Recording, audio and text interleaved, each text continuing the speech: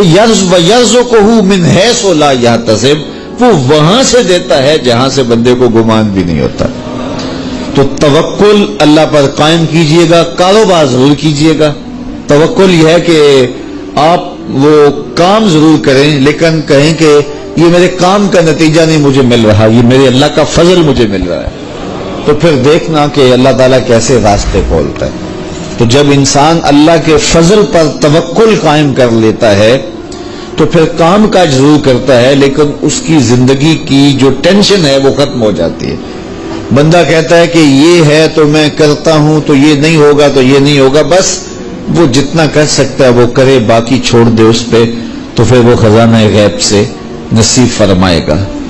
اچھا، حضور علیہ السلام نے ایک اور چیز ارشاد فرمائی، بلکہ اپنی امت کے لیے دعا دی، اللہم بارک لامتی فی بکورہا، اے اللہ میری امت کے لیے صبحوں میں برکتیں ڈال دے۔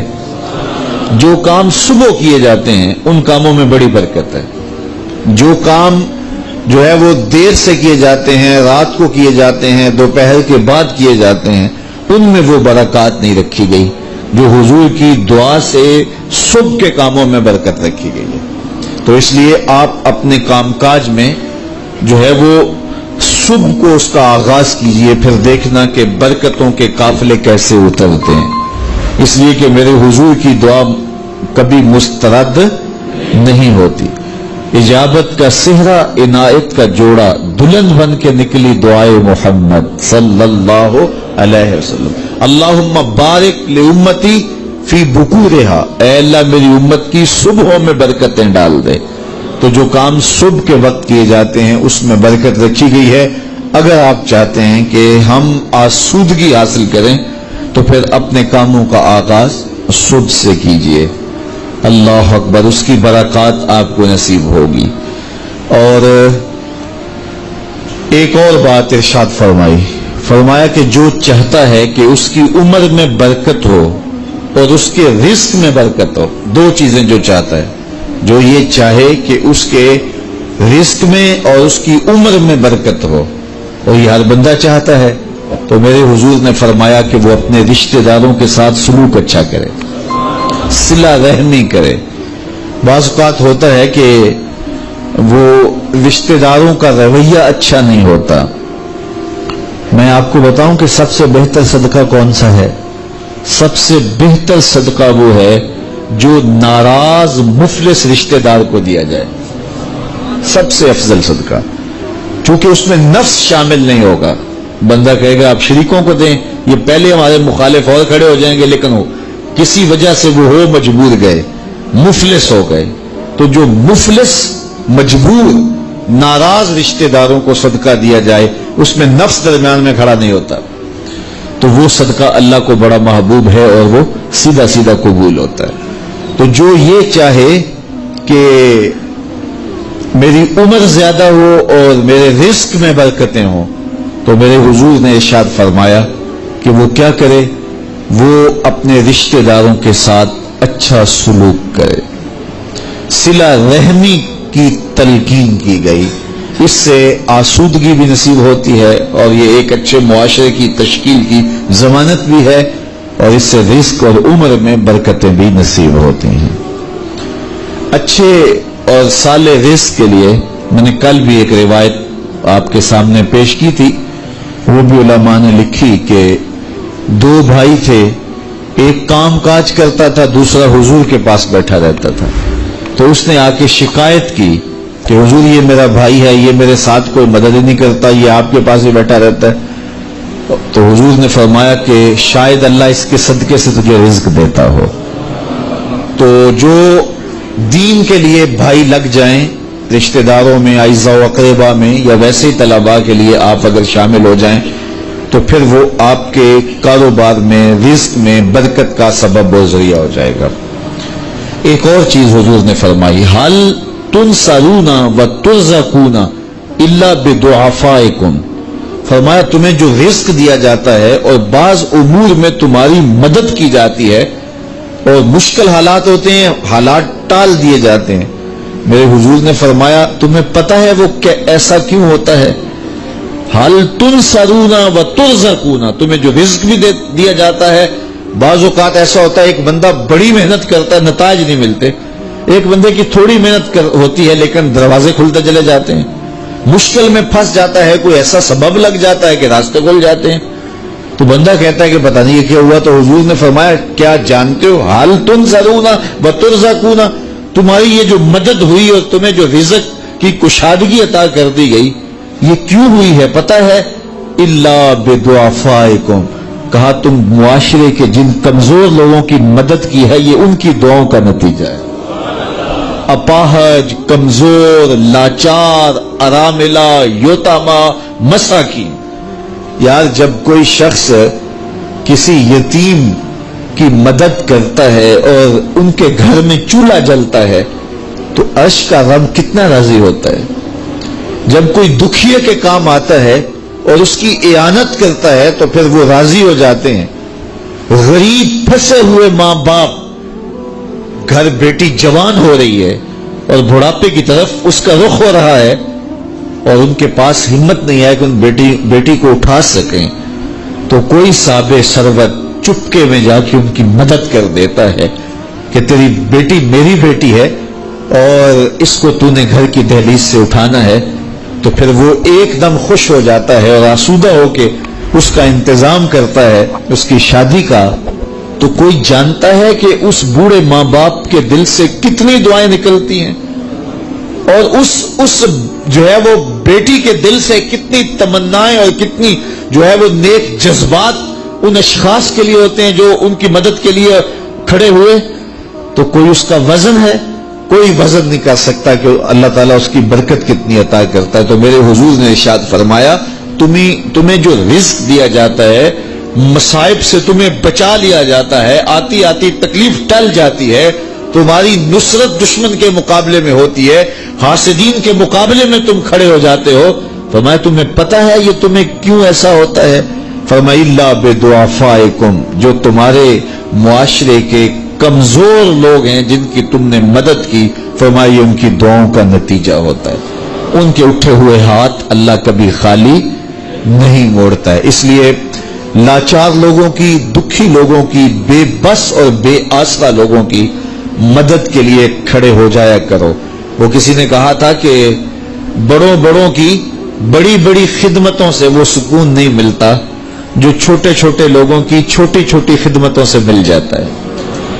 بڑوں کی بڑی خدمتیں بھی کریں تو وہ راضی نہیں ہوتے، لیکن چھوٹوں کی چھوٹی چھوٹی خدمتیں، یار غریب کو تو پیار سے کھڑا کر کے اس کے پشت پہ شفقت کا ہاتھ پھیر دیں تو وہ سارا دن خوشی سے گزار دیتا ہے کہ آج جو ہے وہ فلاں صاحب نے مجھے تکریم دی ہے، مجھے عزت دی ہے. تو میرے حضور نے فرمایا کہ تمہاری یہ جو مدد ہوتی ہے اور رزق دیا جاتا ہے یہ تمہارے کمزوروں کی وجہ سے اللہ تعالیٰ تمہارے اوپر کرم فرماتا ہے. اچھا، ایک اور ذریعہ رزق کے اضافے کا حضرت عبداللہ ابن مسعود رضی اللہ تعالی عنہ کی مرویات سے. یہ حضرت عبداللہ ابن مسعود جلیل القدر صحابی ہیں. ان کے ہاں بیٹیاں ہی بیٹیاں تھیں. اچھا، جب ان کا آخری وقت آیا اور یہ بڑے سخت بیمار ہو گئے تو نزع کی سی کیفیت طاری ہو گئی. تو حضرت عثمان غنی رضی اللہ تعالیٰ عنہ ان کا حال پوچھنے آئے.